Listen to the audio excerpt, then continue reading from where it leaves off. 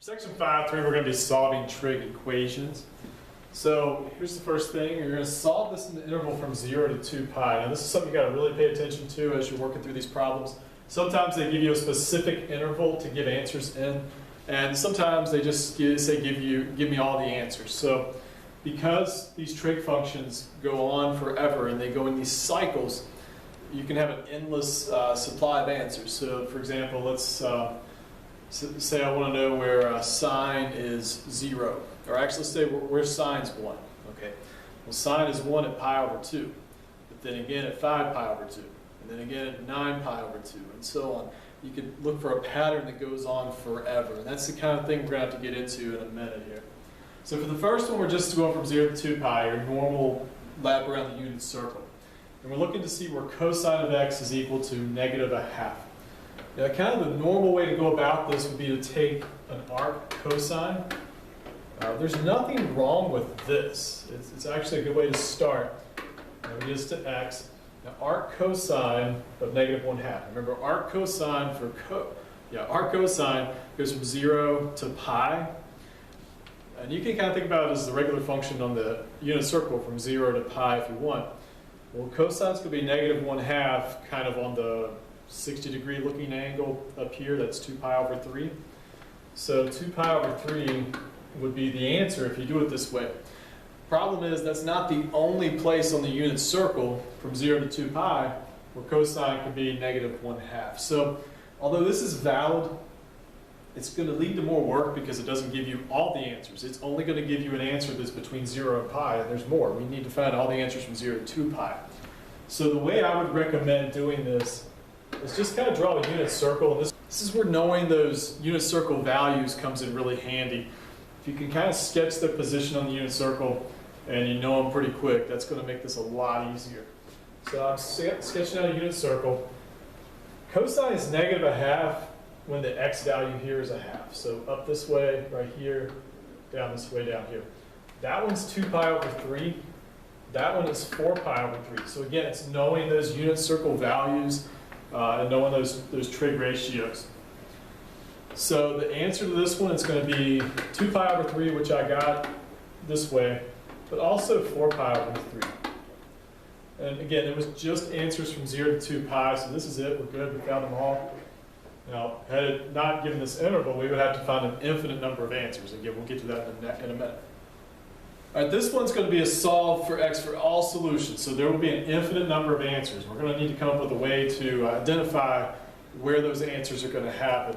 We'll get to that piece in a moment.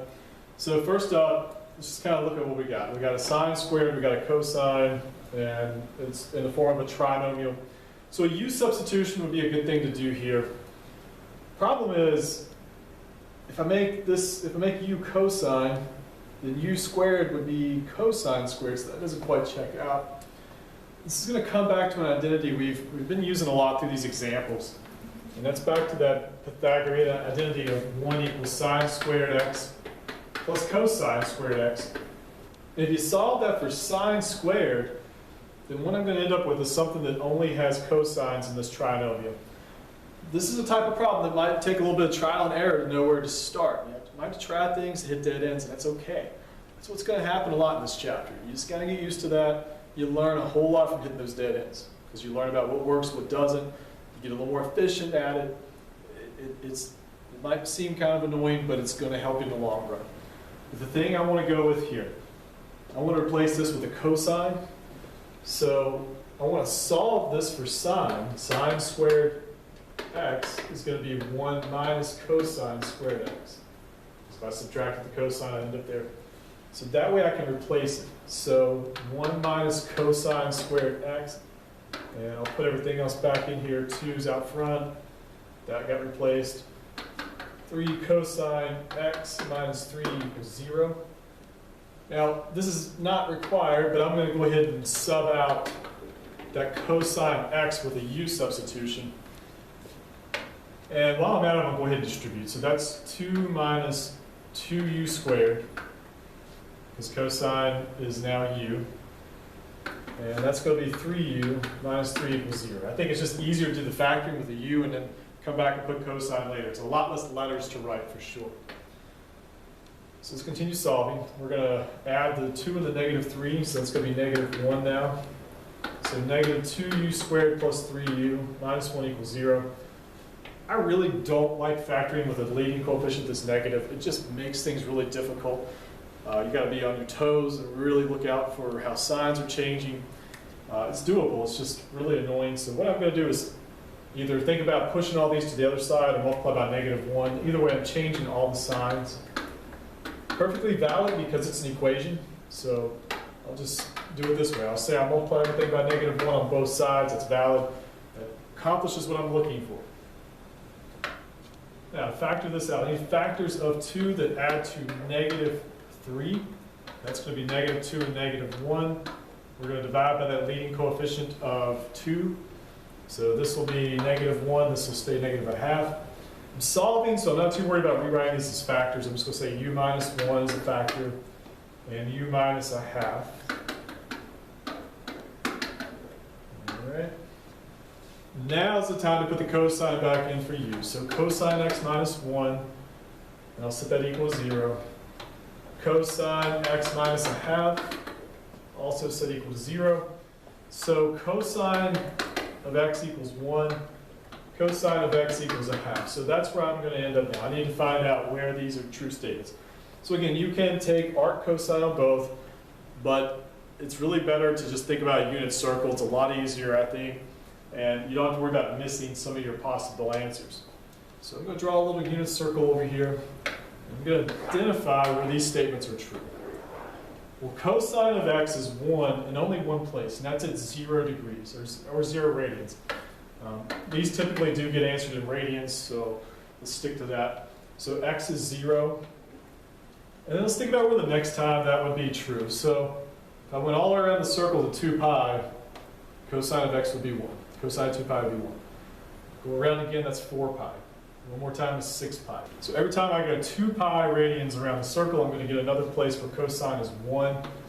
So we'll say 2 pi, and then times n, where n is any integer. That's kind of understood. N is an integer. You don't have to explain that every single time, because with the trig stuff, it's understood. We know that n can be 1, 2, negative 1, negative 2. And it does work the other direction. If n is negative 1, 0 plus negative 2 pi, that goes back the other direction. Sorry, that goes back this way, and that checks out if that works. Now, where is cosine of x positive 1/2? Well, that's going to happen where the x value is 1/2, so up here and down here. Well, that one's pi over 3. That one's 5 pi over 3. Now, a little trick to look out for here. If these are equally spaced apart, we can use a shortcut. That doesn't seem to be happening. I will show you an example where that does happen. But if these aren't equally spaced apart, like if I go half a circle, I'd end up here. That's not a solution. Anyway, so pi over 3 would be one answer. And sort of like right here, every time I go one more lap around the circle, I get another answer. So plus 2 pi n. And then the other possibility is 5 pi over 3. And then every time I go another lap around the circle, I get another solution that works. So those are my other 2 solutions. So sort of 3 solutions, but really an infinite number of solutions. They happen in specific patterns. 0, pi over 3, and 5 pi over 3. And then every time you go a full lap around the circle, forward or backwards, you get another place that would work. All right, on this one, I want to show you a case where the answers are kind of equally spaced apart. So tangent of x equals plus or minus 1. All right, I'm just going to go with that unit circle idea again. And I want to think about the places where tangent is 1. Well, that happens in pi over 4, 3 pi over 4, 5 pi over 4, 7 pi over 4. Now, they look kind of equally spaced. And they are. They're a quarter circle apart each. So a quarter circle, that's pi over 2 radians. So every time I go pi over 2 radians, I get another solution.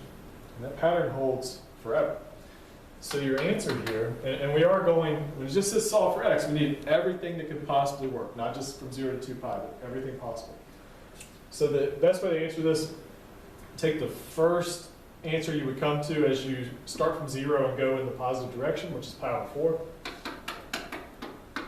And then plus how often you get a solution. Well, every quarter circle, which is pi over 2 radians, I get another answer, times n. And there you go. That's the best way to answer that problem.